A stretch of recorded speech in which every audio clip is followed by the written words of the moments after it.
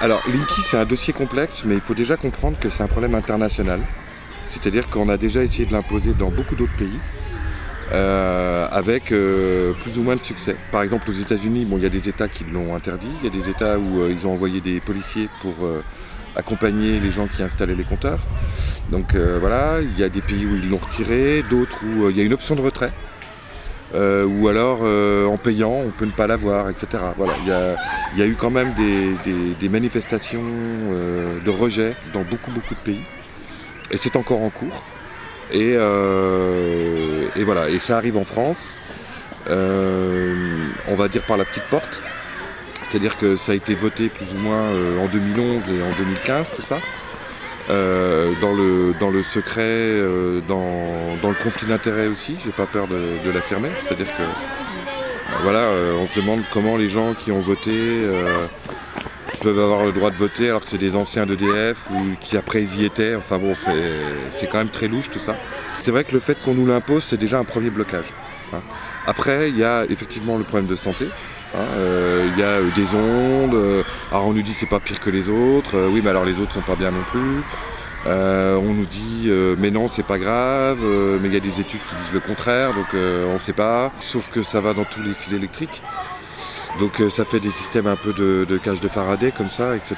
Donc je suis pas sûr qu'on ait bien observé, peut-être effectivement qu'en mettant un compteur et une ampoule, voilà, mais quand on fait toute une maison, il y a des études qui sont plus poussées, il y en a une qui a été faite par Priartem en particulier, qui est assez pointue et qui montrerait plutôt le contraire. Alors effectivement, nous, voilà, notre position c'est de dire on ne veut pas rentrer dans le débat de savoir, c'est un débat scientifique.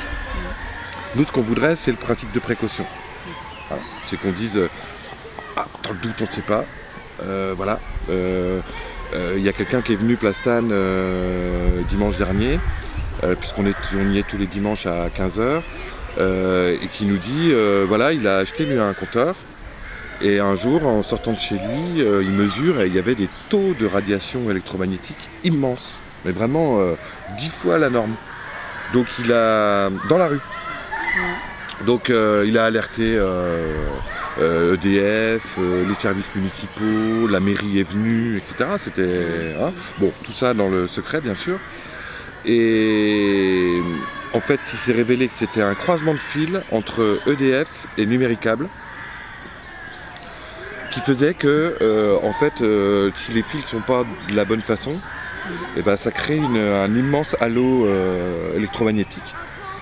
Comme je dis, ça rajoute du brouillard au brouillard, en fait. Et c'est pas visible. Mais voilà, ça touche les personnes qui passent, etc. Donc la personne de Numéricable apparemment a fait quelques efforts et a branché les fils autrement, et le nœud magnétique a baissé. Mais il y en a peut-être partout des nœuds magnétiques. Et effectivement, selon comment est fait votre installation électrique chez vous, comment savoir si vous n'êtes pas dans un nœud magnétique aussi, avec les incidences à long terme que ça peut avoir. Je veux dire, on le sait, de toute façon, voilà, après l'amiante, le prochain scandale sanitaire, ce sera les téléphones portables. Quand on aura vraiment la preuve que ça fait mal au cerveau, bah, on commencera à dire, ah oui, il faut faire attention. Voilà. Mais en attendant, il n'y a pas de preuve, et voilà. Et le souci, c'est les électrosensibles, qui eux sont vraiment très handicapés. Qui ne peuvent pas aller dans certains endroits parce qu'il y a trop de wifi, trop d'ondes partout, et qui vivent un véritable calvaire, et il y en aura de plus en plus parce que voilà, je pense que c'est une intolérance du corps humain aux ondes, voilà, on n'est pas fait pour ça, et on sait très bien que les capacités d'adaptation, ça demande des milliers d'années et des générations pour s'adapter. Peut-être que l'homme pourrait s'adapter, mais voilà, pour l'instant on sait que c'est nocif, enfin voilà, pour nous tout prouve que c'est nocif en tout cas. Voilà, il y a des appels de médecins pour reconnaître l'hypersensibilité, l'électrosensibilité, voilà, donc c'est en cours. Et c'est un combat. Alors en Lorraine on n'est pas trop mal placé, déjà parce que à Nancy on a un collectif de citoyens qui a été le seul jusqu'à maintenant à attaquer le contrat qui a été lié entre ERDF et les communautés de communes. Parce qu'il faut savoir que normalement à la base, rapidement, les compteurs appartiennent aux communes. Et ERDF ne fait que la distribution depuis la production jusque chez vous. Mais ils ont anticipé la chose, et dès qu'ils ont signé, donc ils ont mis dans la loi Fourtou type Macron, la loi transition énergétique, quand ils ont mis Linky dedans, ils ont dit, voilà, ERDF a été signé avec les communautés de communes des contrats qui sont de manière presque indécente à l'avantage de RDF, où vraiment les communes se dégagent de tout, concèdent tout, sans raison apparente, à part, je sais pas, peut-être de la collusion ou des intérêts particuliers. Et du coup, le collectif de citoyens a gagné, le contrat a dû être révisé, et il y a une deuxième procédure qui est en cours. Ça, c'est vraiment par rapport au contrat entre RDF et la CUNY à Nancy. Voilà, et du coup, il y a une jurisprudence qui est utile pour toute la France. Voilà. Et en Lorraine, sinon, il y a plusieurs communes qui commencent à s'inquiéter, et il y a Blénaud-les-Ponts-à-Mousson qui, cette semaine, a dit clairement au cours de son conseil municipal qu'il ne voulait pas de Linky. Alors, ERDF, ça les fait rire parce qu'ils s'en moquent, il y a un contrat, et ils menacent, ils ne l'ont pas fait pour l'instant, enfin, il y a un premier procès qui est en cours, mais ils menacent d'attaquer toutes les communes au tribunal administratif pour faire valoir leurs droits. Alors, ils hésitent parce que je pense que, voilà, ils savent que c'est passé en force. Donc je pense qu'ils ne pourront pas empêcher, j'espère qu'ils ne pourraient pas empêcher qu'on reconnaisse des exceptions et comme je le dis dans mon communiqué, qu'on puisse avoir le choix. C'est-à-dire, voilà, je suis électrosensible, j'ai peur, j'ai pas envie d'être surveillé, voilà, je refuse le compteur. Et qu'on ait ce droit qui paraîtrait tout à fait démocratique. Il faut savoir que ce genre de structure, RDF, ils respectent la loi quand ça les arrange. Et là, en fait, ils ont sous-traité l'installation des compteurs à des prestataires qui sont payés au bonus-malus. Donc eux, ils font du forcing. Parce que dès que quelqu'un dit « j'en veux pas », ils ne le posent pas, ils ont un malus et ils vont être très peu payés. Donc eux, ils forcent le passage. Donc en fait, il y a deux cas de figure actuellement. Parce que, si vous voulez, je disais avant, le combat juridique, là, il est au-dessus. Il est au niveau national, parce qu'il y a des recours nationaux. Il y a la Ligue des droits de l'homme qui a déposé un recours contre Linky en France, donc, comme ça a été le cas en Belgique avant.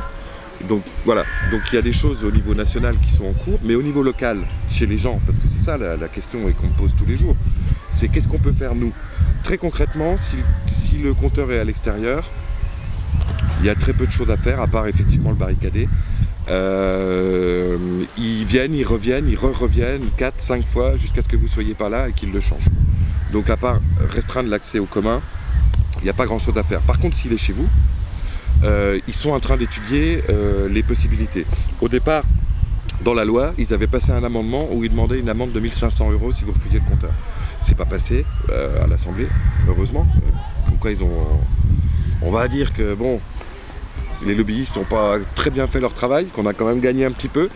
Merci aux députés qui se sont battus pour ça. Et donc là, pour l'instant, ils sont un peu coincés. C'est-à-dire que ils disent on attend, ils forcent le plus possible pour vraiment en installer le plus possible. Et ceux qui ne veulent pas, ils envisagent d'obliger à la pause au moment du relevé annuel. Mais à mon avis, ça va être comme aux États-Unis. S'ils ne viennent pas avec un policier, ils vont avoir des fortes résistances. Donc, comme ils n'ont pas trop envie d'aller au conflit, ils envisagent de facturer en fait le relevé manuel, en partant du principe que ça devrait être automatique. Mais ils sont coincés, parce que dans l'état actuel des choses, si vous ne changez pas votre contrat, le relevé il fait partie de votre contrat, donc ils ne peuvent pas vous le facturer. Donc ils vont être, voilà, ils sont un peu coincés. On entend tout et son contraire. Il y a des directives nationales, il y a des directives locales, voilà. Parce qu'il faut savoir aussi que du coup, ERDF, voilà, en local, gère un petit peu son truc. Donc on voit bien que pour eux, c'est un peu comme un grand laboratoire géant. Là, on est en état d'urgence. On pense à ce que pourrait être des compteurs, quand on voit qu'ils utilisent l'état d'urgence qui à la base est contre les terroristes pour empêcher les manifestants de la loi travail, voilà, le fait d'avoir un mouchard chez soi à domicile, qui peut savoir quand est-ce que vous êtes là, par là, qu'est-ce que vous utilisez comme appareil électrique, et puis il y a aussi des communications informatiques qui peuvent se faire, donc peut-être aller pirater, voilà, récupérer des données sur votre ordinateur, sur vos appareils, savoir ce que vous regardez à la télé, enfin voilà, et ça, si ça tombe entre des mains malveillantes, qu'est-ce que ça va être? Sans parler des risques de piratage, de panne. Voilà, s'il y a une panne globale du système, plus personne n'a d'électricité. Ça soulève beaucoup de questions qui nous inquiètent. En face, on n'a pas de réponse. La seule réponse qu'on a, c'est vous n'avez pas le choix, c'est obligatoire. Et du coup, bah voilà, on a peur, on n'est pas rassuré et on n'a pas envie de ça. On va essayer tous les dimanches de continuer à diffuser. On informe le plus possible les gens, grâce aux médias, grâce à l'énergie de beaucoup de citoyens. Je tiens à préciser que dans le collectif Linky, il y a beaucoup de citoyens normaux, de simples citoyens, hein, qui ne sont pas du tout syndiqués ou politisés ou quoi que ce soit. C'est juste des citoyens, voilà. Et donc on va continuer à relayer aussi ce qui se fait en national. Et puis voilà, continuer le combat sur le contrat qui a été signé entre RDF et la CUN.